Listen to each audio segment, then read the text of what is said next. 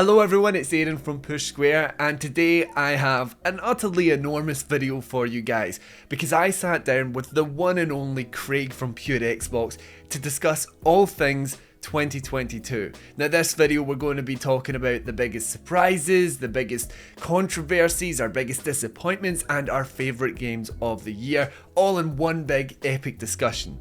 There has been a little technical hiccup on the audio side for Craig's microphone. Those pesky mics are always acting up, but regardless, I hope you guys enjoy the video. I had a great time talking with this guy. He's an absolute top-notch lad. But anyway, here is our epic discussion about 2022. Hello Craig.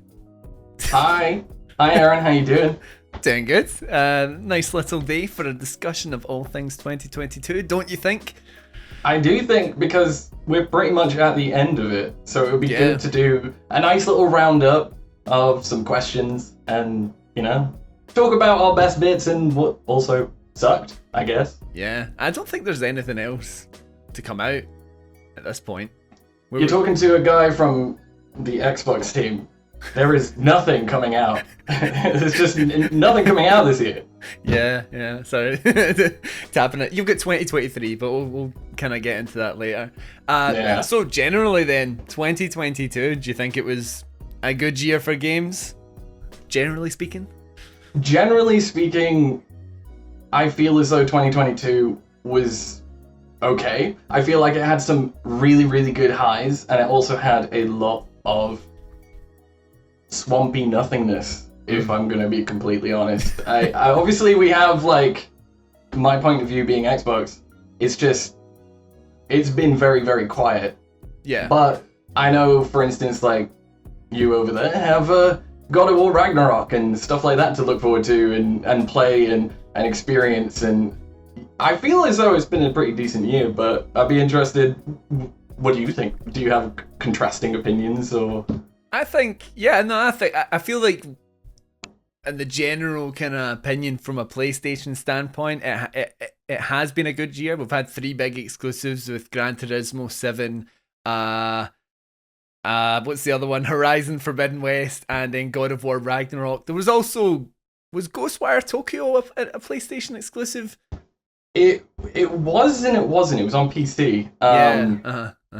Yeah, I never played that one. But it was quite disappointing anyway, so we can just I didn't like the look of it. As soon as I saw gameplay, I was like, I think I'll pass. It's odd for me because I am such a sensory person, and I found myself watching so many videos about people walking through Tokyo in the rain, and I find it incredibly soothing, and that's what I thought would be like the driving point for that game, and it was. But then there was nothing else really that kept me there. So yeah. I watch those videos, but for Switzerland. That's. Oh, I do that as well. Yeah, I do that as well. It's the neurodiverse person in me. I love watching train videos. Like, don't get me started. Yeah. So I mean, generally, like, I think it's been pretty good. We've obviously had like some big kind of titles, like the fact that we're kind of past the point of the Elden Ring mania. I mean, do you remember back earlier in the year where people were losing their mind over the potential of this game? Like, I mean, there is still lots of opportunity for people to be losing their mind. It's been, in my, like, such a big game for the entire year. It came out in February, right? It was very, very, very early on. Yeah. But I don't think that's a game that will just quickly disappear. I feel like it's going to be going for ages. I know tons of people that still play all of the Souls games and just rave about it, absolutely mad. And Elden Ring popped fully off, and continues to, in my opinion. I don't think I'm over the mania of it. And yeah. You just had the new mode get added as well, did it not? Like a Colosseum thing? Oh, that sounds wild. I think that just came out like a couple of weeks ago. But I'd never heard anything outside of the announcement for it. But I mean, I suppose that kind of generally brings us on to what you think is like the most important game of 2022. Now, to clarify to people watching, this wouldn't necessarily be the best game, your game of the year, just like one that you thought was incredibly notable in 2022. What's the game for you, Craig? I guess what you're saying is it's more about gaming as a community and everything that gaming is in 2022. Because we can talk about the personal stuff later on, but we're already touching on it. It's Elden Ring. Easy for me that it's just Elden Ring. Like, you've got games like Modern Warfare 2 that can sell an absolute heck ton of like games across the world globally, but they're multiplayer games, and when it comes to like Elden Ring, that game sold a lot of freaking games. And what makes it so important, I think, as a gaming celebration is the community that it fosters, the community that it creates, and just the cult following and popularity of it in general.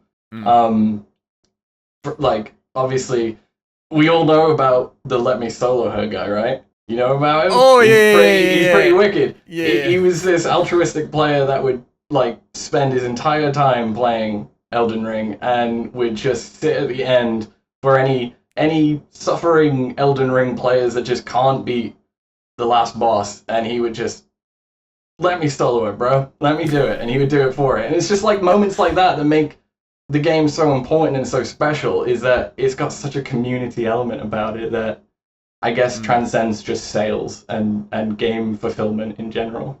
Yeah, I think as well, for a lot of these different games that we've been like mentioning, Modern Warfare and stuff, they are very like short lifespan kind of games, and Elden Ring definitely will be a continual thing, even though it wasn't like the game of the year for me. Not being a huge fan of the Soulsborne series, like genre, but like I did enjoy Elden Ring. I think the changes that they made in terms of like going into an open world kind of non-linear path made a massive difference to me, because it meant that I could just kind of walk around and be like, look, there's a glowing tree, and here's a forest, and holy shit, there's a giant bear that's killing me now. You know, there's like all of these things that you can just stumble across, and it made it a lot more special to me. I didn't complete it, but that's another thing. You know, I haven't completed it either, and I don't think that's because, you know, we don't try. It's a very hard game. It's known for being a very, very hard game, and there's a huge debate about whether or not Elden Ring should have accessibility options and so on. But the fact that it's such a hard game in itself almost makes it more of an event for people to talk about, and makes it just this like almost club.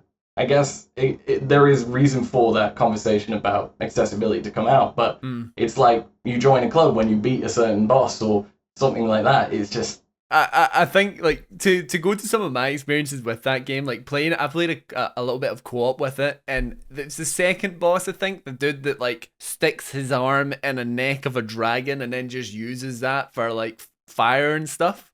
Do you know? That's a pretty powerful move, yeah.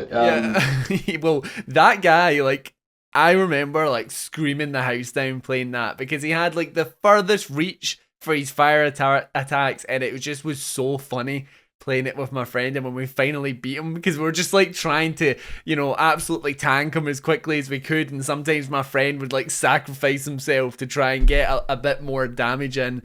And those moments kind of stay with me in a way more so than like even some of the games that are in my top 5. It kind of sticks with me a bit. But it's the community element. It's about the joy that you have with other people, and that's what always makes a more important or special gaming experience in general for me.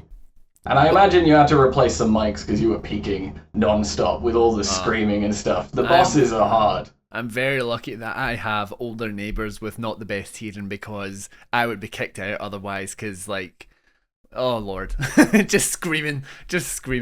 But like, so that we're not sticking on we've got a lot to cover. Moving on, I want to go on to controversy of 2022. What is there a game to you that kind of sticks out as like something that was a bit like, why are we doing this? Or like, you know, there was a lot of discussion and debate around them. Is there something that comes to mind? There is something that comes to mind, and it's not a game, so to speak. It's more so a collection of games owned by a group of companies. And the thing that is the biggest game controversy for me is the Activision Blizzard Microsoft acquisition. It's just a mess. It's convoluted. I had to write notes because it's so hard to keep up with what's going on. Like, Yeah.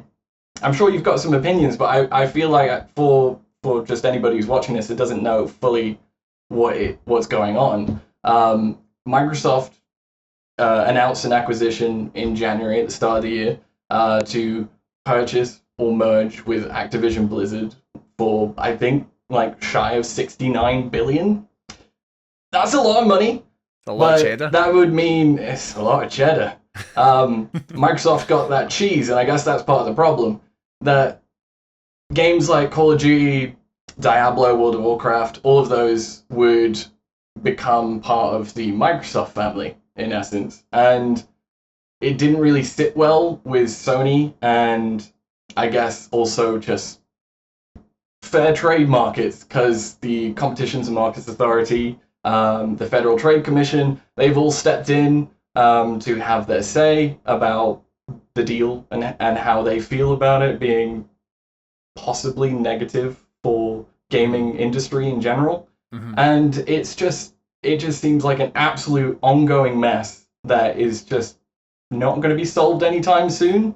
And I just feel like that is the biggest cloud on 2022, which is just mad. Absolutely mad. The thing that I had in mind seems so like small in comparison, but before I get onto that, I like it though, because I could go for the big one. I can go for the big fish. Yeah, and I soften the blow with something a little bit, just a wee thing here, a wee serving for you at the side. Yeah, An entree. For the Microsoft thing, like I have too small a brain to really comprehend like the all of the legal stuff that's going on with it. I think just kind of generally looking at it wasn't a move that surprised me, and I think it's been a thing that's sort of made both sides, like Sony and Microsoft, look bad in many ways. I'd say almost more so with Sony, because Sony are very much like, no, you can't do that. But Sony have a reputation as being the game people that have all the exclusives. That's like part of the selling point. When we look at the selling angles of both the PlayStation 5 and the Series X is your Game Pass machine. Get super good value for money. PlayStation is your exclusive machine. That's kind of when you narrow it down to like the singular reasons of why you would buy either console. PlayStation's exclusive. I think it's just because it's such a notable company when it comes to like big franchises. And obviously there's been a lot of talk as to whether Phil Spencer's like, no, we'll give you Call of Duty for 10 years or something, But then it makes absolutely no sense for him to not. I think it's a little hypocritical of Sony in my mind, actually, to just be like, you can't be doing this with exclusives because you are entirely about, like, your biggest selling games of the year are all going to be exclusives. That's where your market is. Like God of War Ragnarok just had the highest sales in the entire franchise. I can't remember if it became the fastest selling. It was like the fastest selling opening week, possibly in the PlayStation first party history.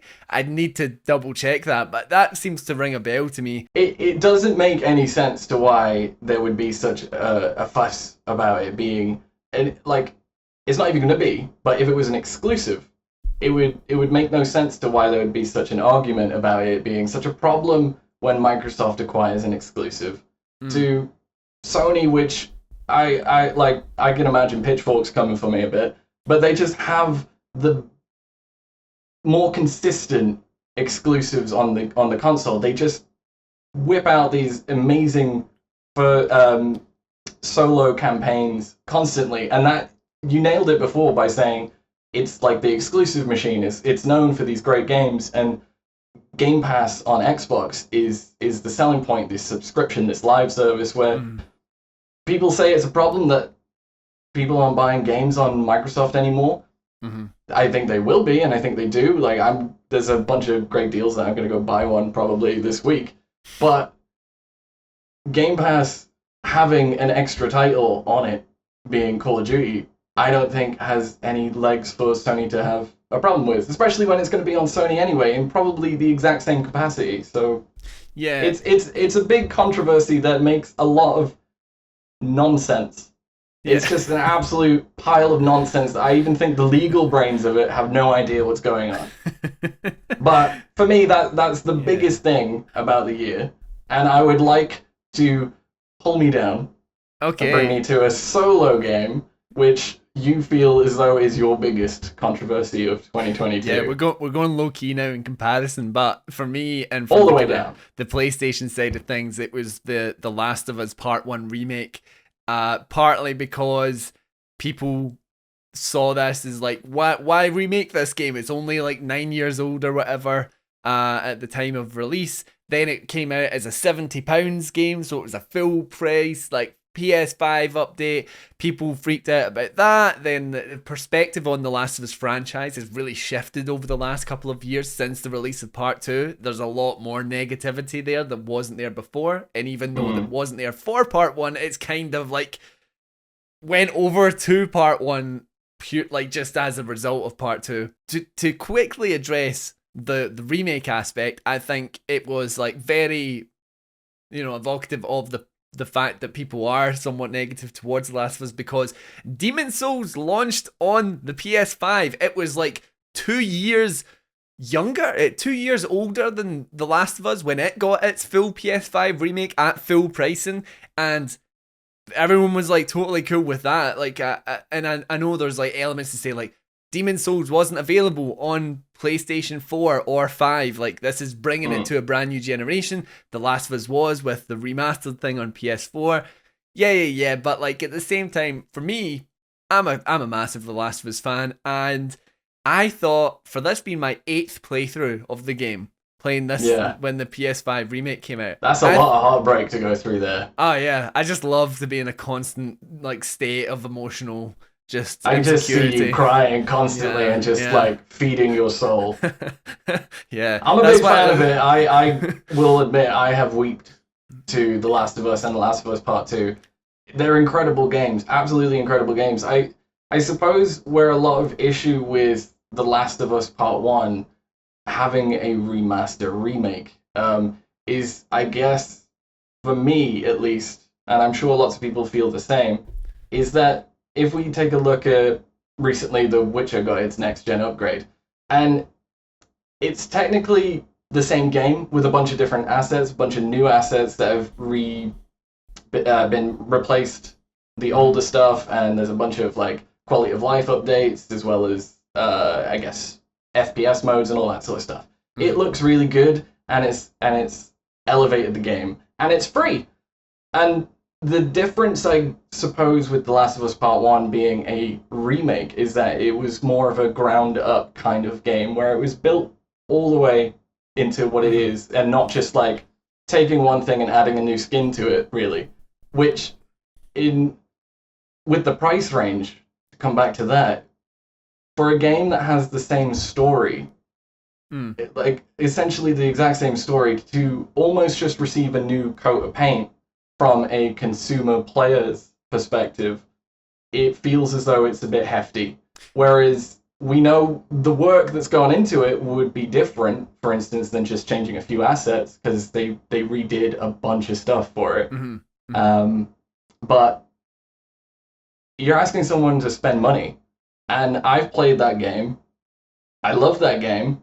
It broke my heart, and I would love to see it break my heart again in a nicer, crispier, more up-to-date next-gen version, but I don't want to pay 30-ish pounds just for the skin when I know the story already. I do think it was always like a constant balance. Like, there's a lot of issues with it. I am like one of these people, as a big fan of the franchise, of the series, I'm exactly the kind of person they're selling this game to. When it comes to, like, I would buy it anyway. I would play it anyway if it wasn't anything to do with work. But it is a weird one because, yeah, you're right. I think you look at this game, you couldn't look at these side by side and think, oh man, it's just like a bit of a uptick in resolution. It's completely like, it looks fantastic. All the faces are absolutely different. The animations are cleaned up. There's lighting system. It's completely built. I think it's genuinely one of the best looking games on PlayStation 5 right now. But you're giving me FOMO, dude.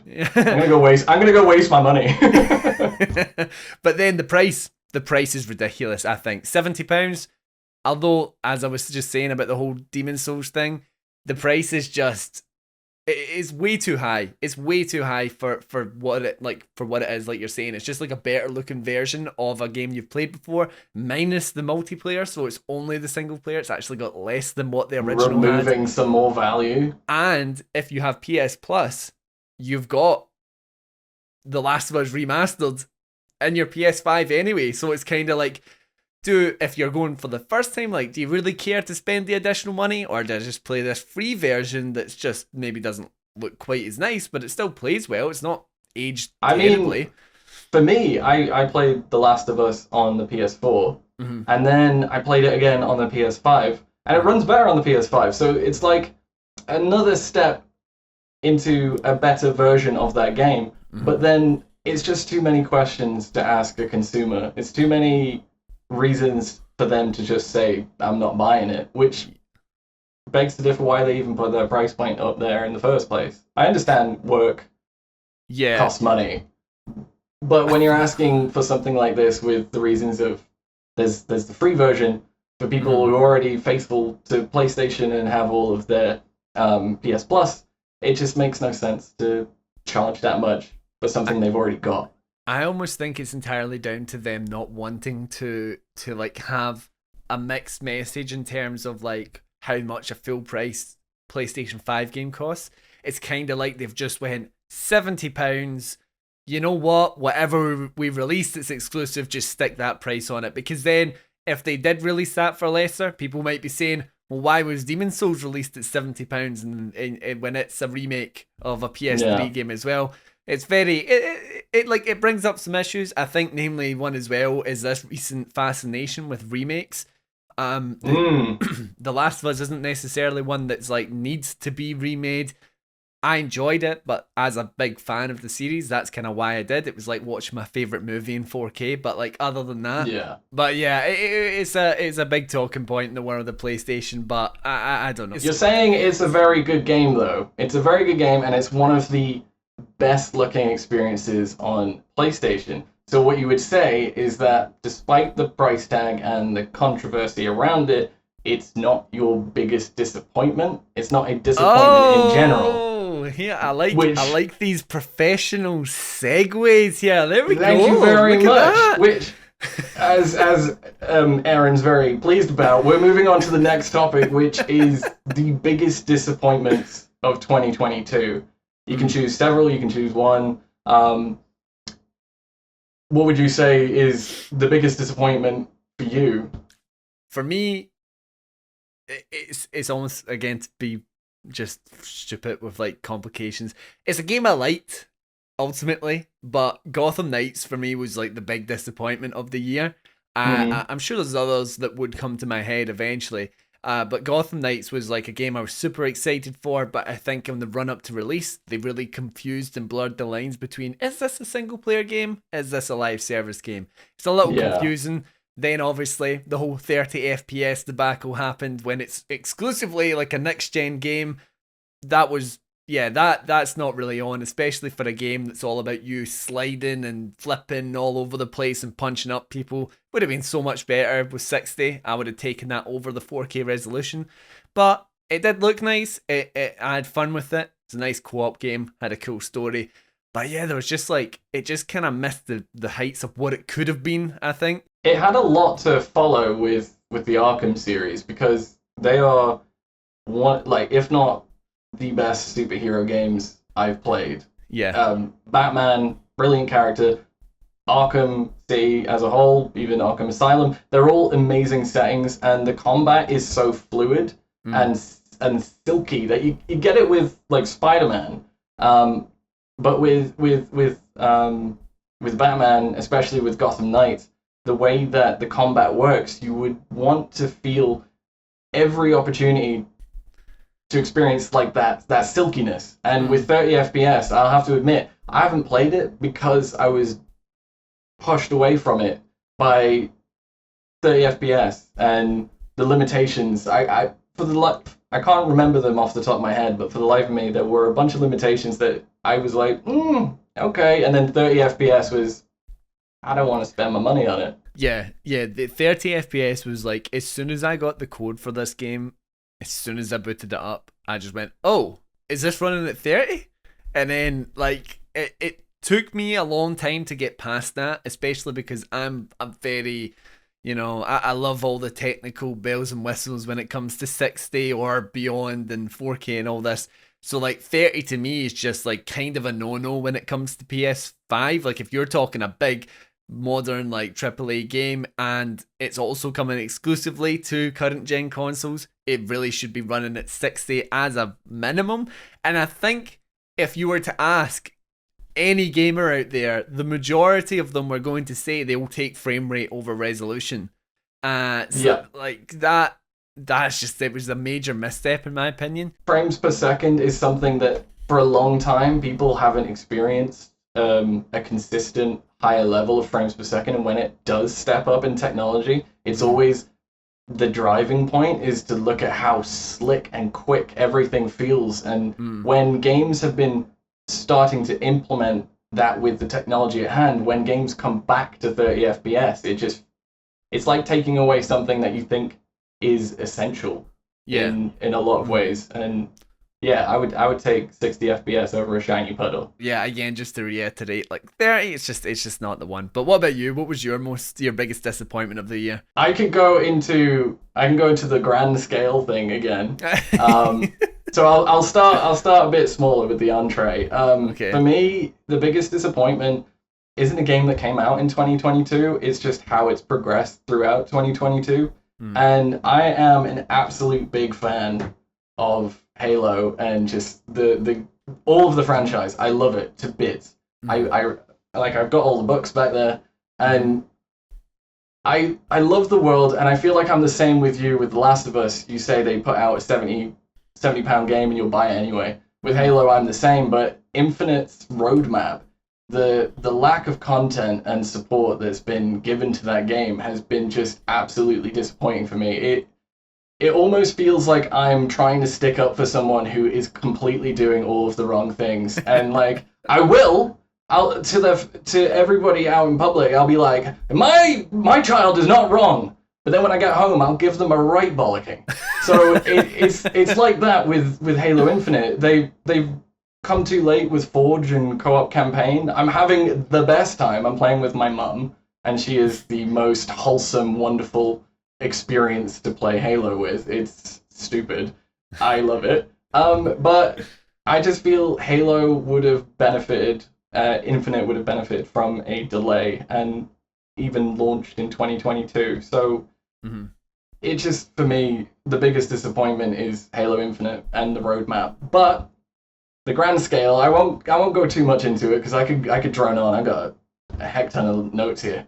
It's just, I've said it before, it's the absolute lack of games and I guess exclusives for Xbox from Microsoft. It's been a very disappointing year. I think the Game Awards really capped off, I guess, the sad feeling when I believe, didn't we stay up for it? Did you stay up for it? I did not stay up for that. You're a smart man, because I did. And I signed in at 9 a.m. after staying up until like 4 a.m. waiting for something, and it just capped it off. There was hints there where maybe Xbox they've got a lot for 2023. They may have an event in 2023, but I just wanted to see something. I wanted to see a bunch of stuff. Just even, this game is coming. This game is in the works. Just anything from at least the Xbox Studio developers, because there was nothing. And we've had a ton of games being delayed till 2023. So as much as 2023 is probably going to be an incredible year, my biggest disappointment is how poor Xbox was in 2022.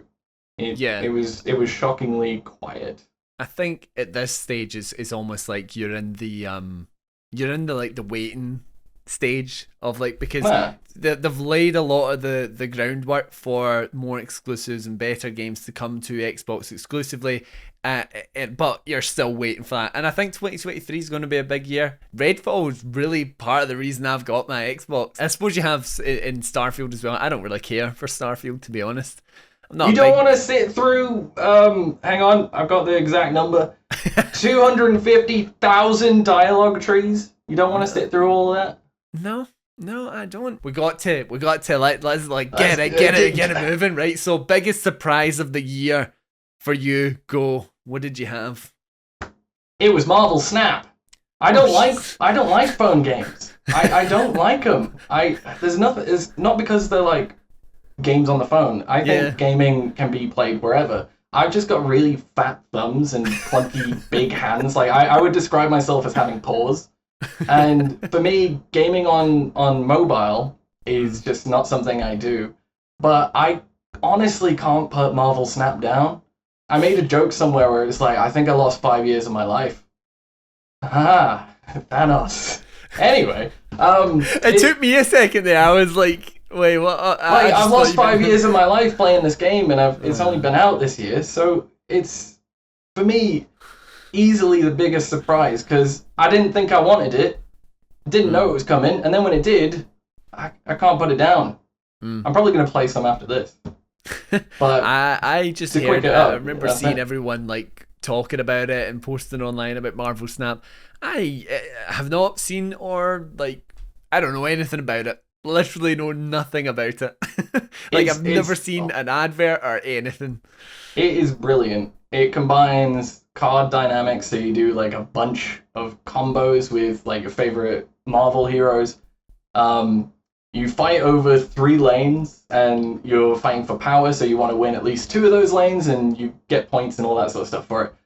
But the thing that really makes it so special is the fact that there is so many combinations that you can just experiment to your heart's content, and you can play with Spider-Man, and I am a big Spider-Man fan, so just like anything Marvel, really, I'm gonna snap it up. I'm gonna snap it up. And that's why it's my biggest surprise. I love the game.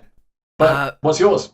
For me, it wasn't even a game that I like delved into like an awful lot, but it was seeing the Cyberpunk 2077 resurgence. Like all of a sudden they released the next gen patch with the PS5 and Series X. It immediately kind of irons out a lot of the issues and lets people see properly, like without the technical mishaps, that CD Projekt Red did actually make a really good like RPG again.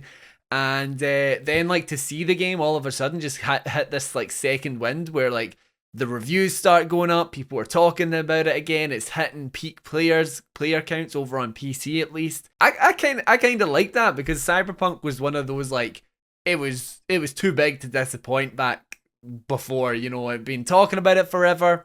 And it finally after comes the successes of The Witcher as well. Yeah. You just expected an absolute home run again. And then like it just didn't turn out to be that. I mean, I still have some issues with the game. Namely, I don't think the first person perspective works as well as they want it to. Feel like I'd rather it was third person. But generally though, to see the game, like I didn't have a lot of issues honestly with it when I played it on launch in PS5, but playing it again. And it had like it just looked really nice, and the lights were a lot nicer, and it was smoother, and just all of that allowed me to just kind of sink into the experience a lot more. So I thought that was a nice surprise because there was a point early on last year, like January, whatever, where everyone was just like, oh, CD Projekt Red have done it, man. They are done it. They had a rough year. It was the constant delays of it as well. The constant delays. And then the fact that they managed to squeeze in The Witcher 3 next gen as well in 2022, when everyone, like, I would have bet money on the fact that they would not have got that game out in 2022. I was just like, they have not mentioned anything about it, you know, in ages. Yeah, it did kind of come out of nowhere. They're just like, we've got a few weeks left in the year, drop it! And then it's like, you know. Boom, Geralt, success. Yeah. So, Thanks. like, I suppose then to make it a little wider, like, the revival of CD Projekt Red's been nice over just, like, with Cyberpunk and Witcher. So that's been the big surprise for me. I've been glad to see it. Another, just a very brief one, was Sifu was quite a big surprise for me. It's a game I was not going to touch at all, and I absolutely loved it. It's, like, in my top 5 of the year. It's definitely one that I want to get onto. It's been staring at me for a while now. And, it's a nice, cozy game, I would say, if you were wanting something to just sit in the house with over Christmas. You tell me that now. I just recorded my cozy games list, and Damn it. Unfortunately, it wasn't on there. It's too late, mate. But So we should probably move on to yes, the game of the year, at least our game of the year for each other personally, because we're all going to have our own versions of what we think the best game is. And what's yours? predictably, as the guy that works for the PlayStation channel, it's God of War Ragnarok. I am absolutely shocked. Can you tell? Talk about biggest surprises of 2022. Get this game, and I will be vague. I'm a master at being vague with this game because that was all you could do in any of the videos that were released in the first few weeks. I think it's like genuinely, like a perfect game. It like. This is one of those games, like I was saying with the Cyberpunk. It was so big. It was the anticipation was like crazy. The hype, everyone was going mental for it. It just like, how could it be anywhere near as good as the first one, or how could it surpass it? And then it totally did. It was so much better than like I thought it would have been. It smashed past every one of my expectations. It expands the gameplay in a really satisfying way to make it even more addictive. The story is so much more epic, but it still balances like those crazy action scenes that you're just like in complete awe as Bear McCreary goes off on one with one of the greatest soundtracks ever put to a video game. Yeah. But then it also has these really quiet, intimate, emotional moments, and those are like it's the kind of balancing act of those two parts that make everything about this game so great, because you go to the action scenes and you care and you're like properly invested in the boss fights because of the groundwork they've laid and they've taken their time with it. And it's one of only 3 games that I have platinumed at this point. And it wasn't like I was intending to, or like as soon as I played the game I said I was going to. I just was like, came to the end of the game and thought, no, I'm not done. Like, I'm not ready to be done with this. And that's all the hallmarks of a great game, where you don't want it to end. Yeah. And that very, very rarely happens to me, because I'm a big like, right, I'm done and I'm gone. Like, as soon as the campaign's done, I'm moving on to the next thing. If I even get to the end of the campaign most of the time. So like, to have one that I'd done that and then I sunk like 60 hours into it, got the platinum. It was such a great time. I can't say enough good things about this game, to be honest. And you did a great job at keeping it vague. Yeah, thank you, man. Thank you. There's editing that video review. I didn't even include footage from like the first hour because I considered that to be spoilers. I was like, made sure it was just stuff that was so vague and generic that you would have never known anything. So that's where, if you watch that review, it's just the same clip of Kratos hitting someone over and over again. Yeah, just that maybe that enemy appeared in the first game. Yeah. What was your game of the year? My game of the year is definitely chosen for a personal reason. I've got 2 in a way, because one of them means so much to me that I just couldn't ignore it. But I don't think it's my game of the year. It just did a lot for me, and that would be Splatoon 3. I personally, not to mention, it is a brilliant game, and I highly recommend it. It's fantastic.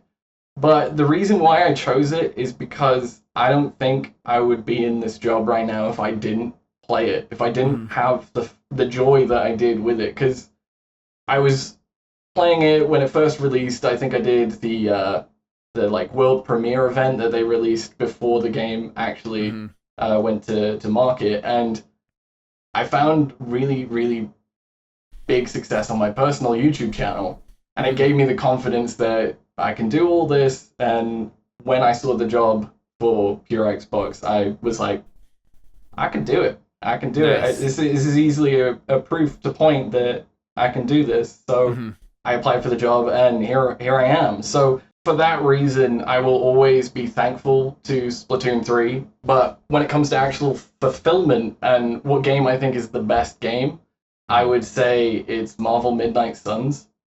It's, again, got the Marvel factor, which is the reason why I absolutely love Marvel Snap. And I guess I'm a sucker for anything with Spider-Man in it.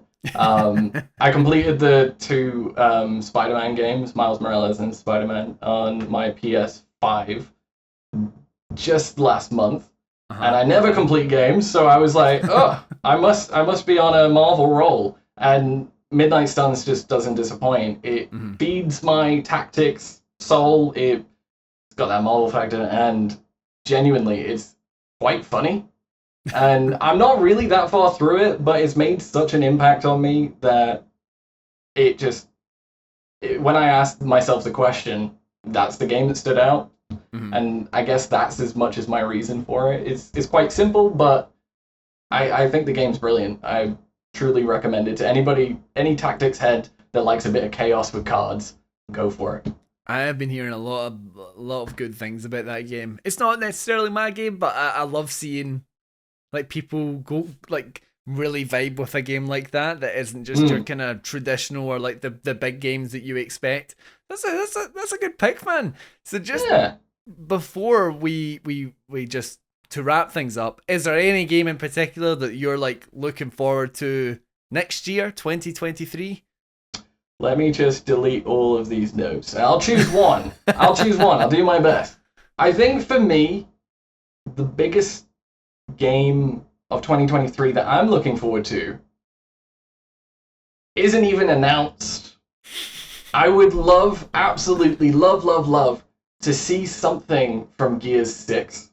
Oh. I just need a taste of where the story's gonna go. If you've played 5, I'm not gonna spoil it, but you're left with a choice, and I want to see where the story goes from that choice, because I believe you can make you obviously you go either way. I want to see which one that Gears decides is canon, and at least how the story differs. But I love the world, and I just want to chainsaw everything again. I think Gear 6. I think I recently just started Gear 4 again. Like I played for the majority of it, but I never finished it, so I've like started that again. Well, if you need a co-op partner, I could always jump in with you. Perfect. That would be great fun. Gears is an absolute franchise that you can spend all your time and just plow through, and I'd happily get into my COG gear for you, my sir. Yeah. Oh, good man. Yeah. Good if man. You'll have me. But again, we'll keep this quick. So, what's a game or something that you're looking forward to in 2023? Properly personal biased opinion here, but like Avatar: Frontiers of Pandora. Spill the tea. Such a big like Avatar. Genuinely, like no joke, is probably one of my favorite films. Like I was 13 at the time when it came out. It blew me away. I thought it was one of the greatest cinematic experiences I had ever had. I have not long seen the second movie. I'm going to see it again immediately after we've recorded here. So you're going back to the IMAX cinema. Yeah. So like I eat up all things Avatar, and then when they announced it, there's a couple of things I have doubts about. It's first person. Feel like it'd be a third person game, but it's a massive something. I can't remember, but it's a Ubisoft part that done the Division. So they're talking of making this really dynamic living world, this area of Pandora that we've never seen, and just to be like a big open world game within an IP that I love so much, like that's kind of it. I don't really get a lot of movie tie-in stuff or big franchise stuff that's like, oh, that's me, I need to play that. So like Avatar's kind of that for me. I have my doubts because Ubisoft are the greatest developer at making middling open world games, They do a really good job. Like you mentioned the Division, they made a really, really good feeling of the entire city that you're within. Is it Manhattan? I can't remember. But yes, the city itself is incredible. The snow is fantastic. And I will always remember the experiences that I had. But the gameplay itself was kind of a bit But the actual world building is really cool, which I think could really benefit Avatar, considering how beautiful and gorgeous the landscapes are. I will say, though, I can confidently say this, I don't think that game will top Toy Story 3 as a movie game. Toy Story 3 is the greatest movie game, and my wife, my mum, everyone on this planet will agree with me. Toy Story 3, greatest game. I think Peter Jackson's King Kong the video game wants to have a word with you. Blasphemy. Blasphemy. Have you played Toy Story 3? I don't think I have, no. There you go. You can't talk. I can't really talk about it. I will quickly say Spider-Man 2. As a PlayStation guy, I kind of have to say that I'm excited for that. I'm assuming you probably are as well. Yeah, I mean, it's fresh in my mind. Yep. So that should be good as well. But I'm saying Avatar, The Last of Us multiplayer game. That's my most anticipated game. That Factions is an underrated gem. I'm just rattling this off now because we need to wrap up. But that is hands down one of the best and most underrated multiplayer experiences on PlayStation to date. And I can't wait to see what Naughty Dog have done to expand upon it with this bigger take, whatever that ends up being. So yeah. I mean, it would be absolutely shocking if you forgot The Last of Us in some capacity. I can't believe I'm sitting here talking about I'm hyped for Avatar, but like Avatar's like, will it be good? Yeah, but like I'll tell you what, I'll let you off because it's the end of the year. We're all winding down for Christmas and 2023, and yeah, I suppose I can forgive you. I hope everybody else can. Yeah. But yeah, I suppose that's been our 2022 review. It's been great talking to you, man. Hopefully we can It's been fantastic. Plenty more of this in 2023 and beyond.